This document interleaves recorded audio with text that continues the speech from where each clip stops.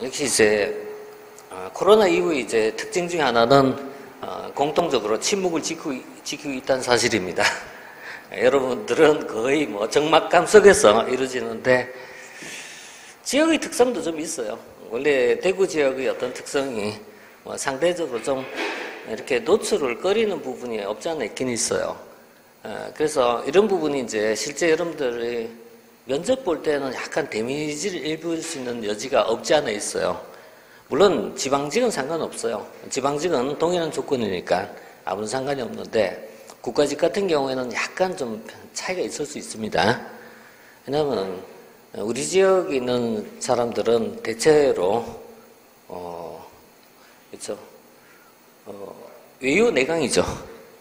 그죠. 겉으로는 잘 드러내지 않고 속으로는 강하죠.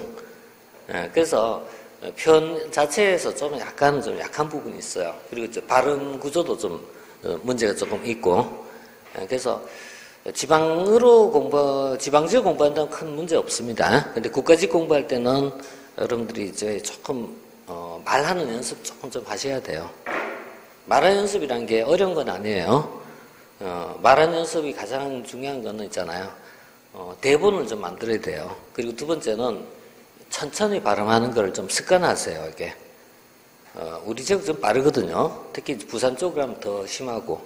그래서 가능하면 천천히 말하려고 하는 거를 좀 습관하시고요. 그리고 머릿속에 이렇게 큰 타이틀을 몇 개 만들어 놓고 타이틀을 천천히 좀 엮어가는 연습을 좀 하십시오. 주제를 많이 안 잡아도 돼요. 한 30개 정도 주제를 잡고 30개 주제를 있잖아요. 한 3분 정도 얘기할 수 있도록 자꾸 노력하셔야 돼요. 그러면 아까 얘기한 것처럼 타이틀을 잡고 그 다음에 골격 구조를 만들어 놓고 처음에 얘기를 시작하는데 30초만 말이 터지면 그 다음부터는 자동으로 됩니다. 그러니까 처음 30초만 잘 버티면 됩니다. 물론 이제 방금 얘기한 것처럼 국가직에 필요한 내용입니다. 지방직은 아시다시피 큰 영향 없습니다. 면접 못 봐도 됩니다. 중요한 게 뭐가 중요하냐면 성적입니다. 잘 알다시피 성적은 행복입니다. 성적순 이퀄 행복순입니다. 무조건 성적입니다. 예를 들어서 국가직과 지방직의 기본적 차이점 정도 알고 있죠, 여러분들이? 행정 OT 하면서 제일 쉬운 건 인사행정 파트를 얘기하는 게 제일 쉬워요. 인사행정에서 뭐 전입이라든가 전보라든가 이런 개념을 이해하면 굉장히 좀 쉬워져요. 만약 여러분들이 뭐 김천에 합격했다. 그럼 김천에 합격하면요, 김천 안에도요 시지역과 옛날 군지역이 있거든요. 그럼 시지역에는 동이 있고요, 군지역에 가면 읍이나 면이 있잖아요. 처음에 배정받을 때 제일 중요한 순서는 뭐냐 물으면 당연히 뭐예요? 성적입니다. 성적입니다. 그래서 본인이 원하는 대로 1등, 2등, 3등, 5등 이런 식입니다. 그래서 처음에 이걸 2년간 유지를 해야 돼요. 이걸 이제 인사행정에서 설명할 땐 전보 제한 기간이라고 불러요. 전보 제한 기간이라는 게 2년간을 유지하도록 돼 있어요. 그러니까 2년간 한 지역을 벗어나지 못한다는 얘기예요. 그래서 처음에 이 면 지역에 배정받으면 어때요? 2년간 있어야 되는 거예요. 2년 지나고 난 다음에 이렇게 로테이션 할 수가 있어요. 물론 요거는 동읍면단이고요. 이거 위쪽에 해당되는 것은 우리가 흔히 얘기할 때 본청이라고 불러요. 본청이라고 부르는 것이고요. 본청에 근무하면은 시청에 근무한 걸 얘기합니다. 그래서 김천 시청에 근무할 것이냐 아니면 이렇게 하위 단위에서 근무할 것이냐 이런 문제거든요. 그럼 이때 시청 단위에서 또는 이 하부 단위에서 라는 것을 대체로 2년 주기로 이렇게 이동이 생겨요. 근데 두 종류가 있어요. 시청 내에서 2년 이렇게 근무하다가 밑으로 내려서 2년 근무하고 다시 올라가서 2년 이렇게 근무할 수가 있어요.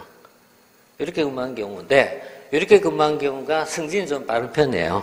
승진이 빠른 편이고 반면 이제 이쪽 아래쪽에 단위 있으면은 상대적으로 조금 인사권자로부터 거리가 멀어지기 때문에 조금 좀 느려질 수 있다 이런 것이 있어요. 어느 게 좋다 나쁘다는 의미는 아닙니다. 왜냐면 개인이 선호도하고도 연결돼 있어요. 요즘은 이제 공무원이 돼도 출세지향적으로 가고자 하는 사람들 그렇게 많지 않을 수 있습니다. 옛날에는 출세지향이 강해갖고 빨리빨리 가겠다라는 것이 중요했고 지금은 그보다는 어때요? 좀 안정된 보직에서 그냥 정해진 시기에 정해진 시기에 정해진 절차대로 승진하겠다 이런 사람들이 굉장히 많이 늘었어요. 왜냐하면은 흔히 얘기할 때 이런 말 쓰죠. 워킹 라이프의 조화라고 부르죠. 그죠? 일과 삶이 조화잖아요. 그러니까 삶의 이 중에서 워킹보다는 이 라이프라는 쪽으로 좀 더 신경 쓴 사람들이 굉장히 많이 늘고 있거든요. 그래서 굳이 있잖아요. 열심히 일하기보다는 어느 정도 일하고 난 내 삶을 좀 추구하겠다라는 부분들이 굉장히 많이 늘었죠. 이런 부분이 이제 현재 공무원의 한 특성이라고 보시면 돼요. 그래서 이런 부분이 이제 차지하고 있고, 그래서 어느 게 좋다 나쁘다 얘기할 수는 없어요. 하지만 공통적인 부분은 이런 거예요. 직장생활에서 제일 중요한 건 인정받는 삶입니다. 인정받는 삶이 된다는 얘기는 그래서 업무적으로 내가 좀 밀리면 안 된다는 얘기고요. 보직을 얘기할 때는 기본적으로 어느 정도 유지된 보직을 받는 걸 원하거든요, 이거는. 예, 그래서 그런 것을 하려면 처음부터 있잖아요. 조금 성적이 좋은 게 좋습니다. 아까 얘기한 것처럼요. 이게 이제 배정 순서거든요, 배정 순서. 배정 순서이기 때문에 제일 첫 번째는 시청 본청에서 근무하기를 원할 거고, 그 다음에는 하부단위로 내려가기 원하고, 대구시도 마찬가지입니다. 대구시청에 근무하는 거하고요, 대구시에 근무하는 거하고요, 수성구에 근무하는 건 전혀 다릅니다. 대구시에 근무하는 거는 대구시청은 현재 별도로 공무원을 뽑고 있지 않습니다. 그러니까 대구는 광역자치단체이고 대구 밑에 있는 수성구는 기초자치단체인 건 알고 있죠. 인사권도 다르다는 것 알고 있죠. 인사권도. 무슨 얘기냐면은 여기에 근무한 사람은 대구시에만 근무한 거고요. 이쪽은 수성구에만 근무하는 거예요. 수성구에 근무한 사람들이 다음에 뭐 남구라든가 중구에 근무할 가능성은 거의 없습니다. 만약에 수성구에서요, 남구로 간다. 이렇게 되면 이걸 우리가 전출이라고 불러요. 수성구 입장에서는 전출이라고 부르고 남구 입장에서는 전입이 되거든요. 그러니까 전출과 전입이 있는데 이렇게 되는 경우는 굉장히 드문 일이라는 얘기예요. 거의 없다고 보시면 돼요. 거의 없다. 이렇게 될 가능성은 거의 없다고 보셔요. 근데 수성구에서 근무하다가요, 다른 쪽 갈 수는 있어요. 예를 들어서 수원을 갈 수도 있고요. 서울로 갈 수도 있습니다. 이렇게 갈 수도 있어요. 이런 것도 이제 전입입니다. 전입과 전출인데, 전입과 전출은 양자 간에 있잖아요. 교환 방식이에요. 교환 방식이기 때문에 인원이 같으면요, 인원과 근무 경력 조건만 같으면 언제든지 가능합니다. 그래서 이렇게 로테이션 할 수가 있어요. 여기서 조금 더 한 단계 더 들어가면요, 중간에 경유해서 갈 수도 있어요. 왜냐하면은 대구에서 근무하다가요, 수원을 가는 사람도 굉장히 드물거든요. 그럴 수밖에 없잖아요. 뭐 성남으로 간다 이런 건 굉장히 드문 일이거든요. 왜 오고 가는 사람이 딱 안 맞을 수 있잖아요. 그래서 한 단계 중간에 끼워갖고 서울 끼워서 가는 경우도 있어요. 그러면은 수성구에서 서울 왔다, 서울에서 성남 가 이런 식으로 가는 거예요. 이런 식으로 3자 간에 갈 수도 있어요. 근데 이렇게 얘기하려면은 본인이 노력해야 돼요.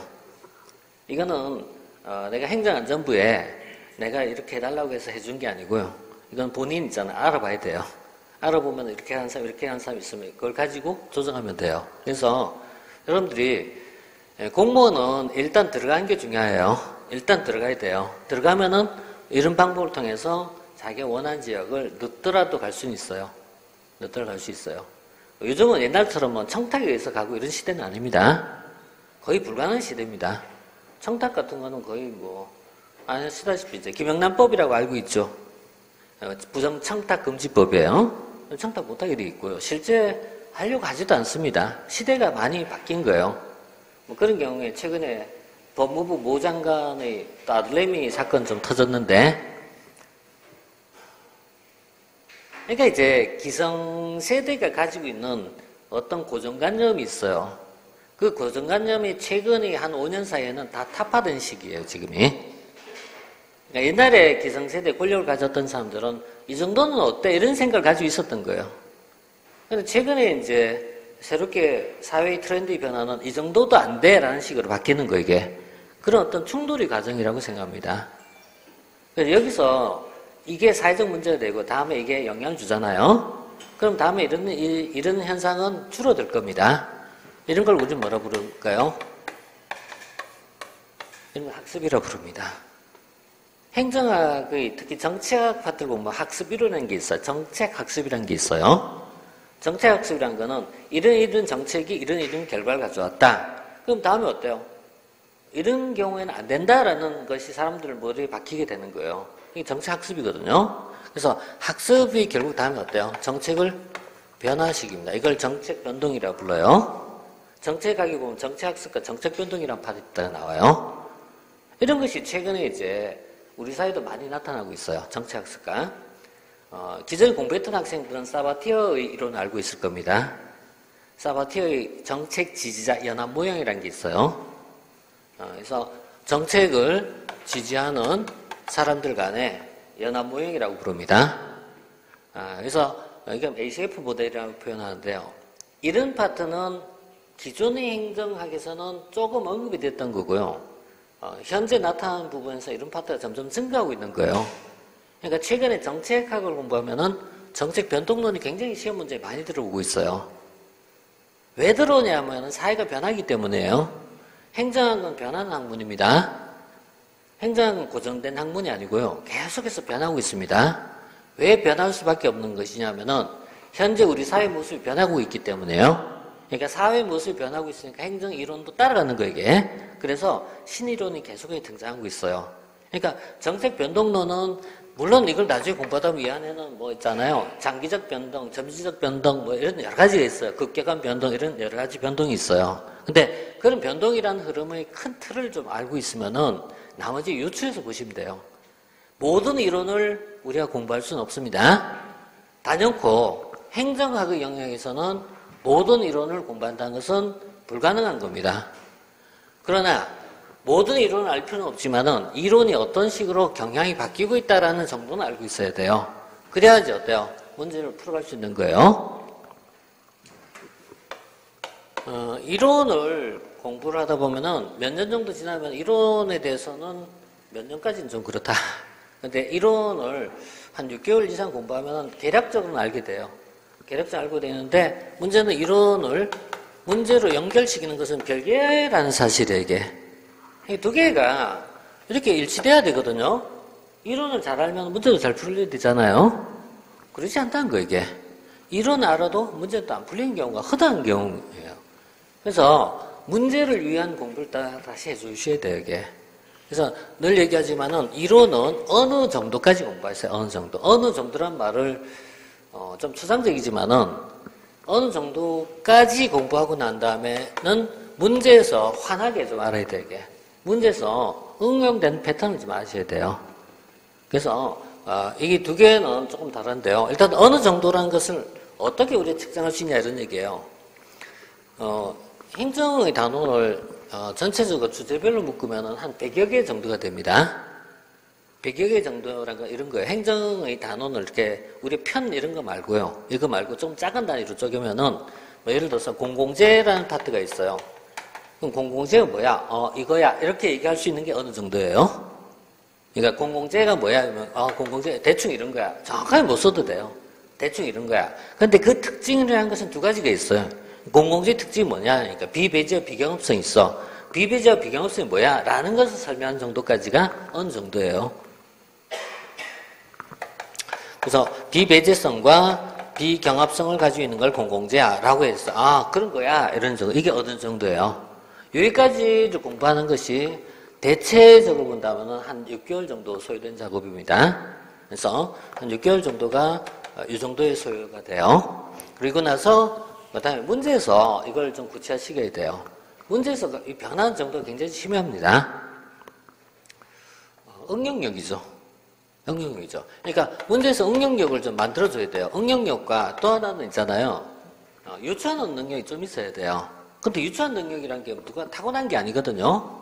타고난 게 아니기 때문에 문제를 풀면서 이걸 자기가 터득해 가야 돼요. 문제를 풀면서 터득하는데 흔히 다른 과목에서 특히 수능 같은 경우에 많이 쓴 것 중에 하나가 이른바 오답 노트라는 거 있잖아요. 오답 노트. 행정에서는 이걸 써먹을 일은 거의 없습니다. 행정에서 오답 노트의 가치는 그렇게 높지가 않아요. 50번도 안 됩니다, 이거는. 이건 크게 중요하지 않습니다. 이런 거 만들려고 하지 마세요. 오답 노트를 만들려면은, 지문을 적어도 한 3,000개 이상 만들어야 되는데 그럴 시간도 없고 그럴 필요도 없어요. 똑같은 지문 반복적으로 나온 것도 아니기 때문에. 그래서 이거는 하지 마세요. 이런 거는. 이런 거 하지 마시고 어느 정도 알기 위한 노트를 만드세요. 이거 어느 정도 알기 위한 노트. 이게 이제 이런 걸 우리가 했잖아요. 서브노트라고 불러요.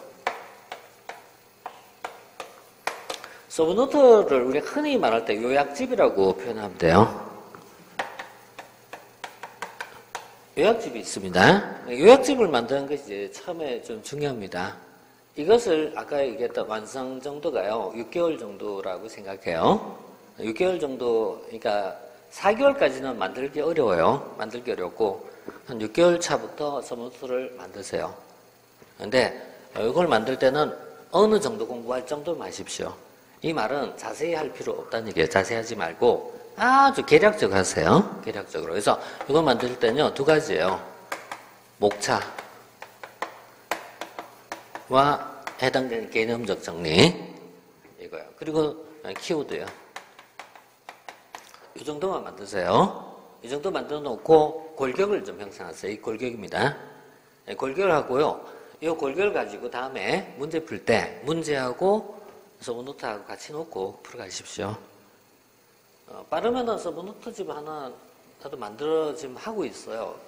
이렇게 교재 구성하고 있어요. 하고 있는데 빠르면 한 11월쯤 나올 것 같습니다만은 하여튼 나오면 하나 선은 보여드릴게요. 한 200페이지 정도로 지금 압축하고 있는데 그거 만들어지면 좀 선보여드릴게요. 근데 이보다 더 중요한 거는 본인이 만든 게 제일 좋습니다.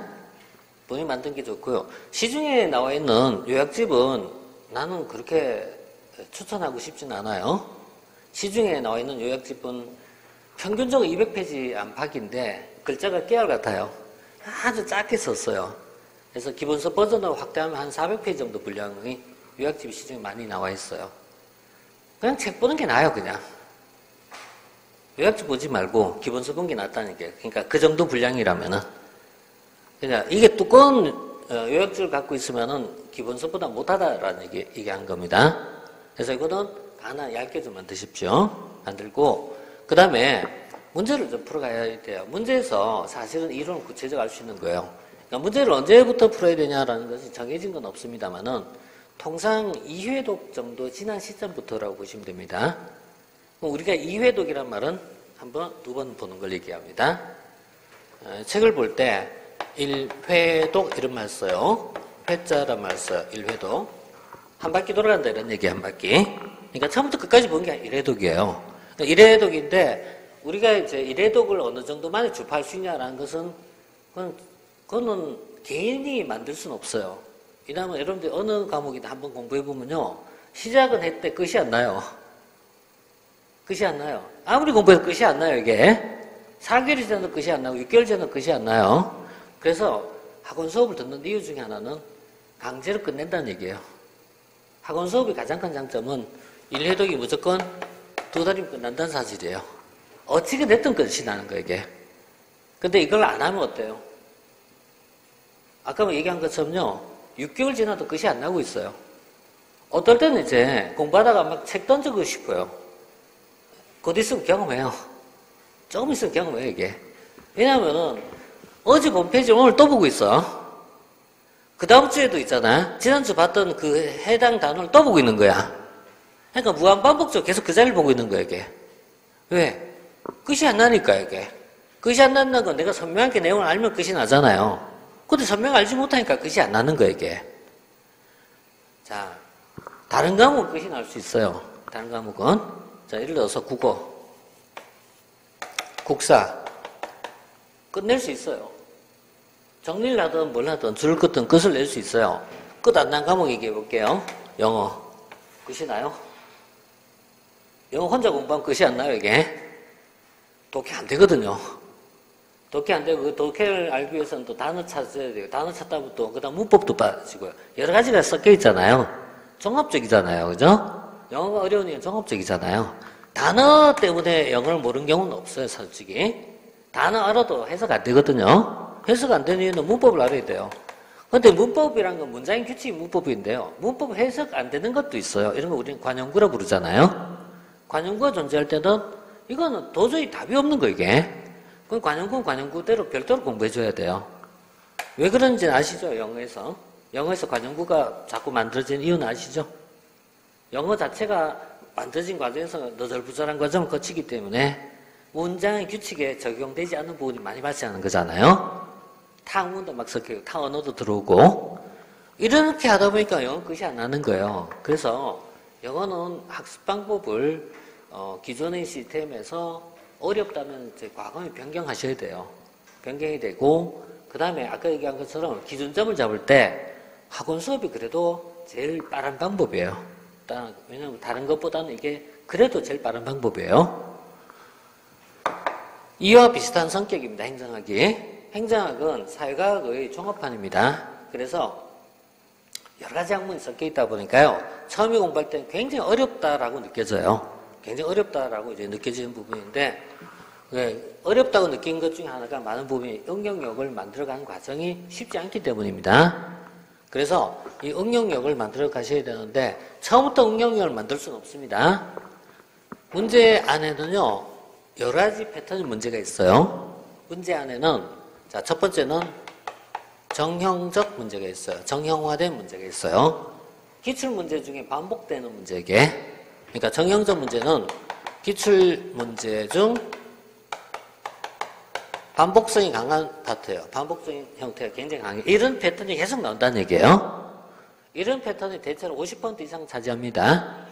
시험이 쉽게 나왔다라고 얘기할 때는 이게 한 7, 80%까지 도달할 때는 문제가 쉽다고 사람들이 얘기합니다. 그래서 정형적 문제인데 50%에서 대체로 보면 한 70%까지 많이 나올 때는 80%까지 나옵니다. 이렇게 정형화된 패턴의 문제가 나와 있어요. 처음 수험 공부할 때는 일단 이걸 맞춰야 돼요.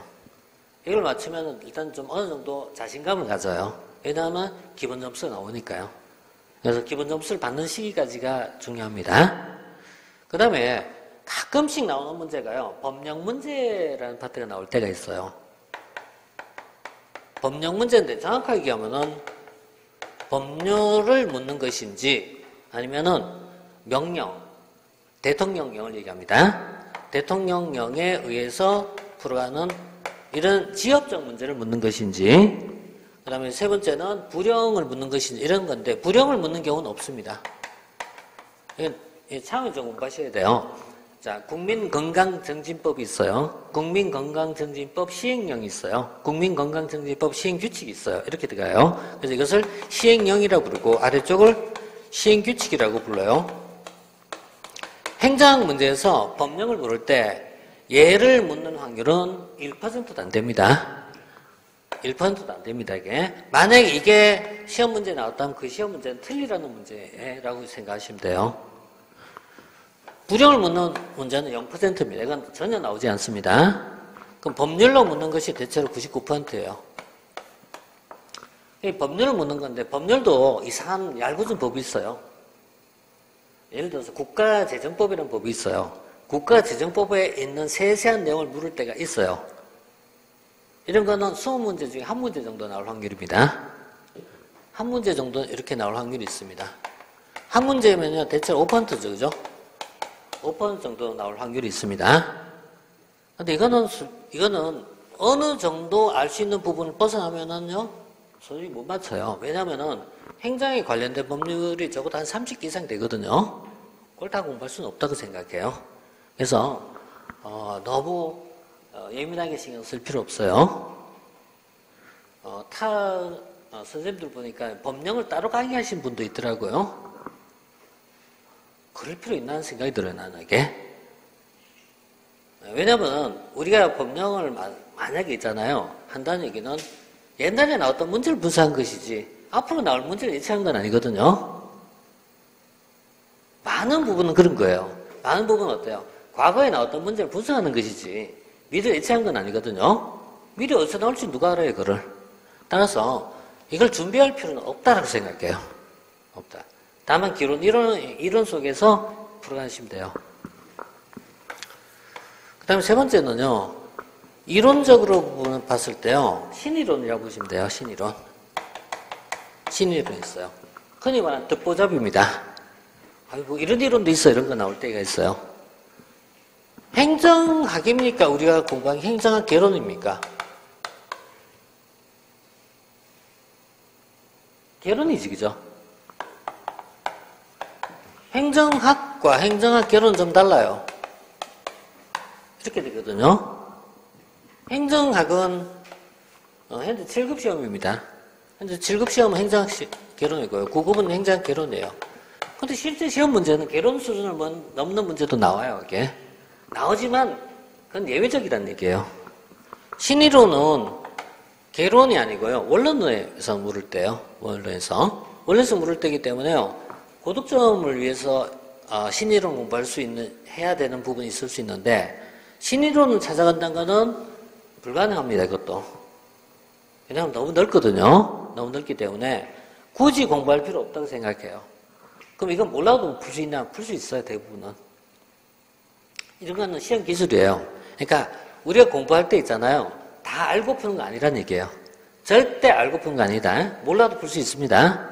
유치원에서 풀어가면 됩니다. 유치원에서 풀어갈 수 있는 부분이 굉장히 많아요. 문제를 많이 풀다 보면 이렇게 느껴져요. 감각적으로. 다음 중. 근데 밑에 다 모르는 내용이야.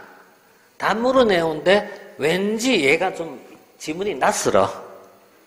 지문 구성이 좀 약간 어설퍼요. 뭔가 좀 불안전해. 그냥 푸는 거예요. 나중에 보면 어때요? 맞아, 이게. 그러면 있잖아요. 정답 분석표가 있어요. 요즘은 정답 분석이 한 5년 정도는 어느 정도 돼요. 왜냐하면은 수험생들마다 시험 치고 난 다음에 내가 뭐 찍었다라고 올리는 사람들이 많거든요.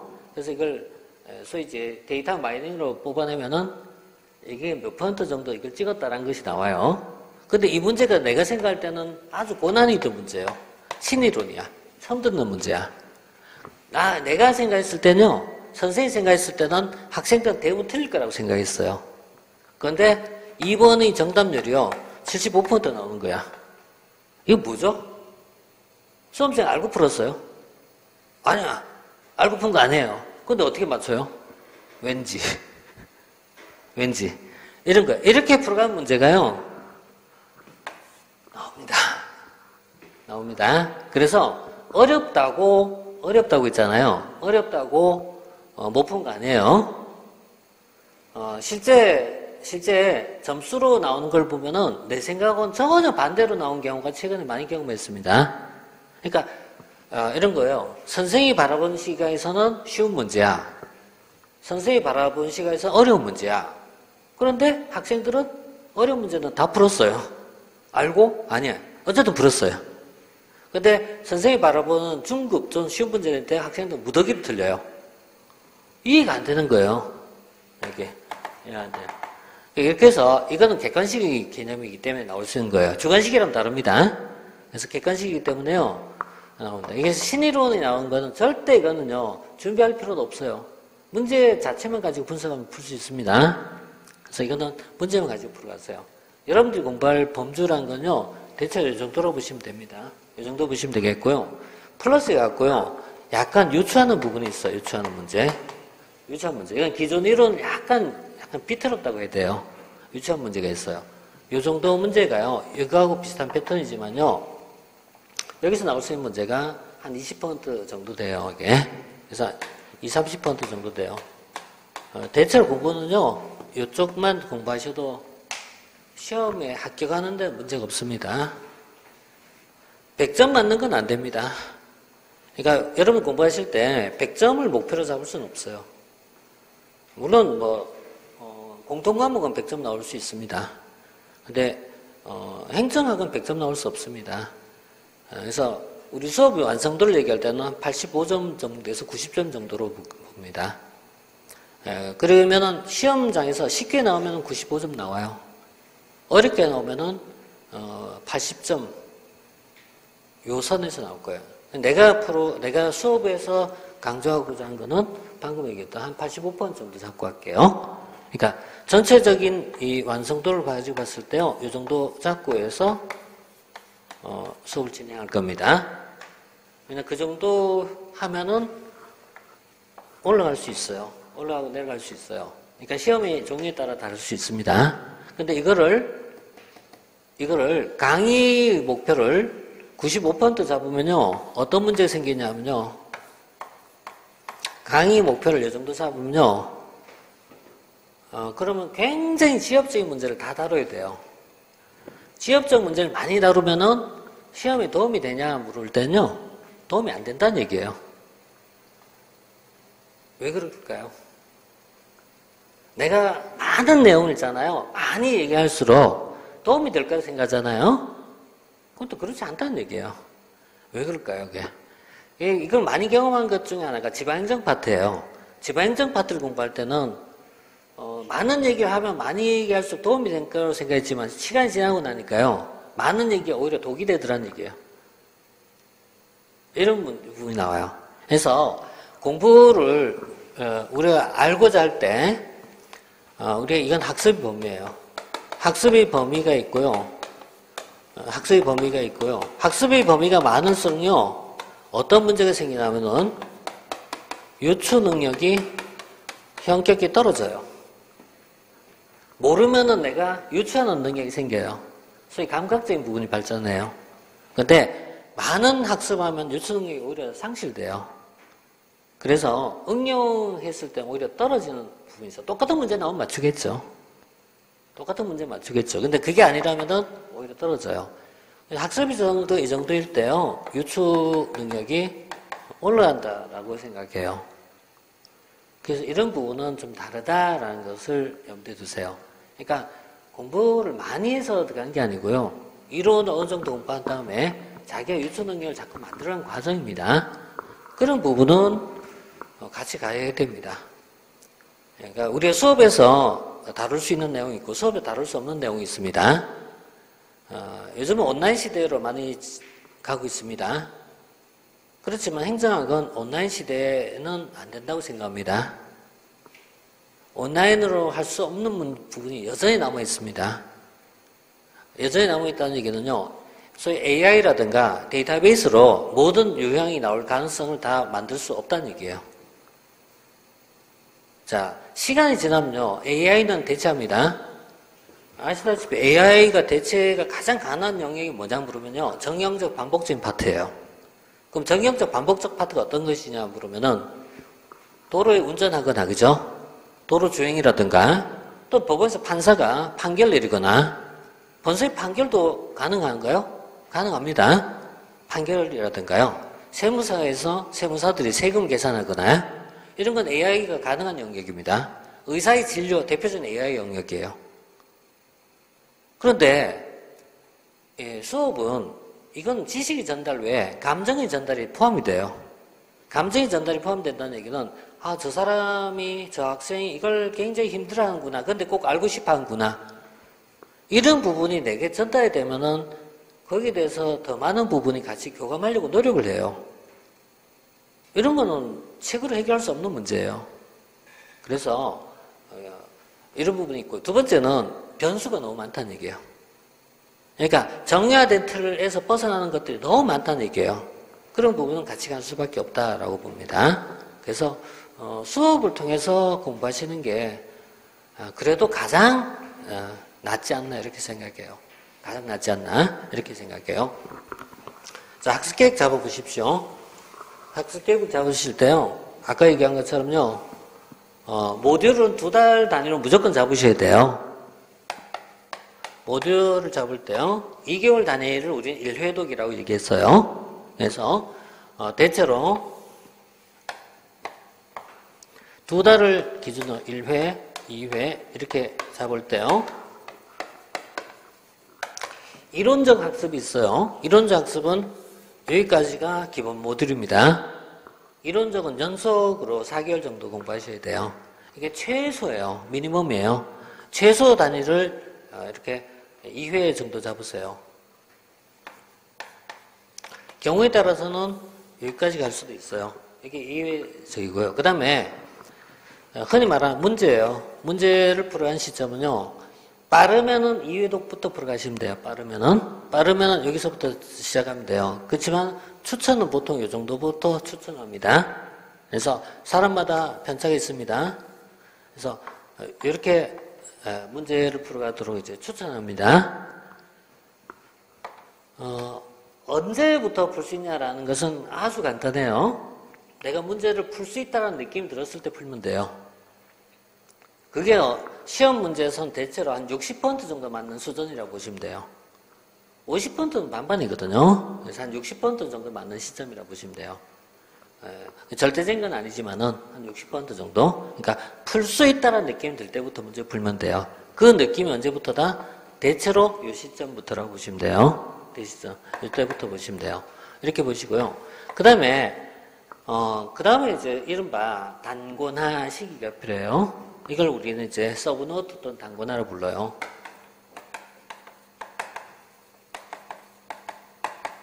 단권화 서브 시기가 있어요. 이 부분은 문제 한번 풀고 난 다음에 해야 돼요. 그러니까 1차적으로 문제를 좀 풀고 난 다음에 2차적으로 들어갔을 때 단권화 할 수 있어요. 대체로 여기서부터 보시면 돼요. 근데 이거는 시간이 필요 없습니다. 언제를 잡느냐면은 가장 좋은 방법은 D-Day를 기준 잡으십시오. 시험일을 기준 잡으라는 얘기예요. 시험일을 기준 잡아갖고요. 역방향으로 들어가요. 역방향으로. 한 달 전이 있어요. 한 달 전. 한 달 전이 있고요. 시험으로부터 3개월 전이 있어요.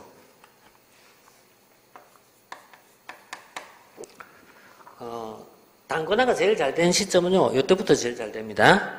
D-3입니다.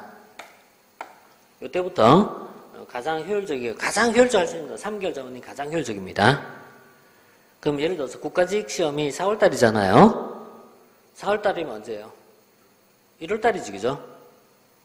1, 2 이렇게 돼가겠지, 그죠? 1, 2. 그러니까 1월달, 2월달인 거예요. 국가직을 기준 삼을 때는. 지방직을 잡으면 약간 뒤쪽 가겠죠? 이 시점이 단권하기 제일 좋은 시점이에요.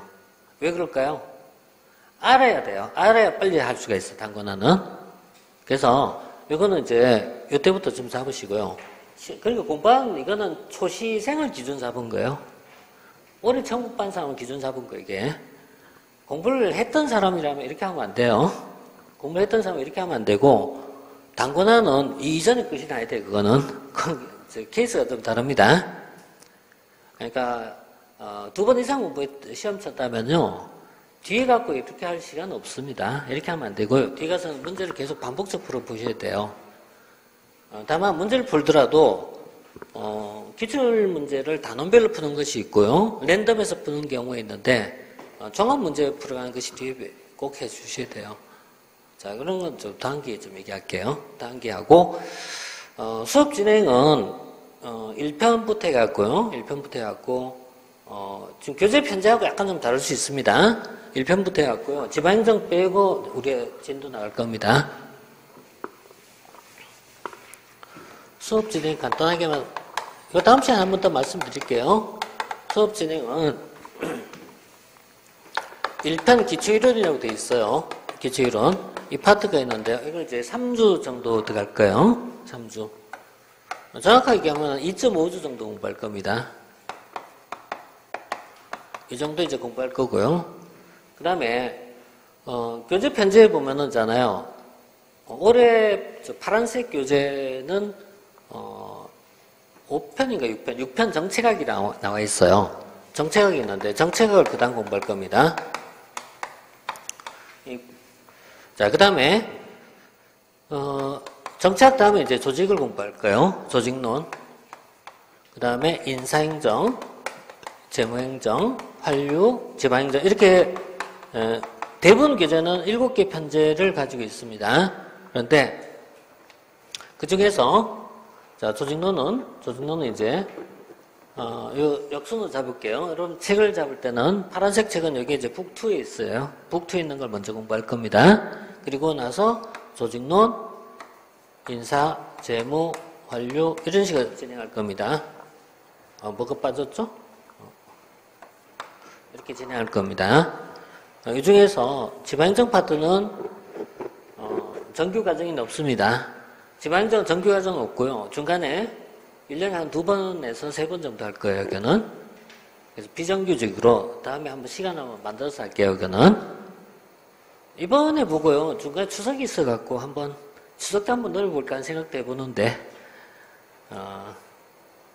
옛날에는 보강한 걸 싫어하더라고요. 옛날에 보강을 좋아했는데, 사람들이. 어쨌든, 이건 좀 나중에 좀 모아서 할게요. 모아서 하고, 이렇게 이제 진행할 텐데요.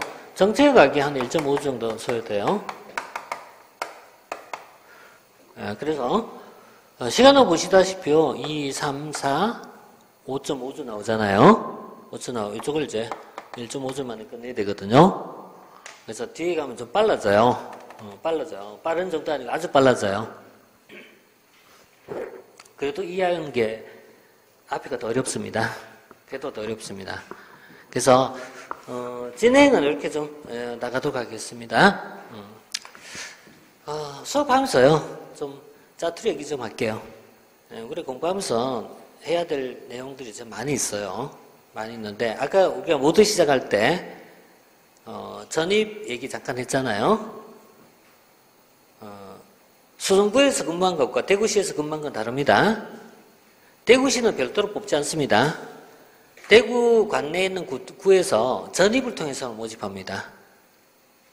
그러니까 대구시청에 근무한 사람들은 신입사원은 없고 전부 다가요. 경력사원입니다. 네. 대구시청 있잖아요. 관내 구청 있잖아요. 구청 있잖아요. 이 구청에서요. 이렇게 어때요? 전입을 통해서 모집해요. 근데 경북도청 있잖아요. 도청 있고요. 경북 관내에 보면은 만시나 군이 있잖아요. 그 도청에서도 별도로 뽑는 경우도 있지만 대체는 어때요? 시군에서 근무한 사람 중에 일부를 전입을 통해서 가는 방식이에요. 근데 경북도가 대구에 있었을 때는 이걸 가고자 하는 사람들이 엄청 많았거든요. 그래서 시험 쳤어요. 이걸 전입시험이라 하거든요. 시험 쳐갖고 갔거든요. 근데 요즘은 안동으로 도청에 가고 난 이후에는 도청에 경산에 사는 사람한테 안동 도청에 가서 근무하려 하면 가겠어요? 안 가는 거예요, 지금은. 그러니까 이게 공무원의 트렌드가 굉장히 바뀌는 거예요, 이것도. 옛날 같으면은 당연히 도청을 가려고 그랬어요. 지금은, 에이, 뭐 하려고요. 이렇게 시대가 바뀌는 거예요, 이게. 그래서 얻은 게 뭐 좋다, 나쁘다 할 수는 없지만 이런 걸 뭐라 부르냐면요. 방금 얘기했던 전입이라고 부릅니다. 전입입니다. 경부 안에서도 또 위치에 따라서 근무 환경이 다르잖아요. 그래서 여기에서 근무하다가 아까 얘기한 것처럼요. 이런 경우란 말이에요. 자, 뭐 경부 어느 지역이라 얘기하면 해당되는 지역 사람들 기분 나쁠 테니까 저 산 좋고 물 좋은 저 위에 몇 개 있어요. 그쪽에 있는 사람들이 경산 오고 싶어요. 쉽지 않겠죠. 그럼 방금 얘기했던 방법을 여러 가지 쓰면 돼요. 방법을 여러 가지 쓰시면 돼요. 그래서 서울 쪽으로 전입을 했다가요. 이런 식으로 돌아가는 방법도 있고 여러 가지 만들 수가 있어요. 이런 거는 나중에 좀 생각하면 돼요. 뭘 얘기하고자 하면은 공무원 일단 진입하세요. 진입하고 난 다음에 여러 가지 방법을 가지고 자기가 원하는 대로 가도록 만들어 가세요. 그럴 수도 있다는 얘기예요. 그럴 수도 있다. 이렇게 하시고, 그리고 이제 요즘 좀 줄었어요. 옛날에는, 시험 합격하고 난 다음에, 공무원 다시 또 친 사람들도 있었어요. 근무하다가 그만두고 나왔다가 다시 또 들어가고 이런 경우도 있었어요. 되게 많았어요. 근데 지금 조금 좀 주는 추세예요. 요즘 그냥 직장의 한 형태로 보자 이런 개념이 좀 강한 것 같아요. 근데 지금은 이제 코로나 시기예요. 국가가 무엇을 해야 될까? 국가에 대한 의존도가 높아지는 시점이라는 얘기예요. 공무원은 자신이 생활수단도 되지만 또 한편 뭐가 되죠?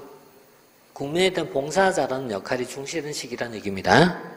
나는 공무원 공부하는 많은 사람들이 이런 자긍심을 좀 가지고 있으면 좋겠습니다. 그걸 나중에 공직관리로 이어지는 겁니다. 다음에 공무원 지원 동기할 때요. 코로나 언급하십시오. 그러면 가점 될 수 있습니다. 정부가 국민에게 뭘 할까에 대해서 그 삶의 현장을 느끼고 싶어서 지원했다. 이거 제일 좋은 모범답 아닌가요? 이렇게 하면 아무 문제 없을 것 같은데요. 중요한 건 뭐죠? 성적이 중요합니다. 자, 여기까지 보시고요. 자, 다음 시간에 다음 시간에 앞에 예비학습 파트부터 보도록 하겠습니다.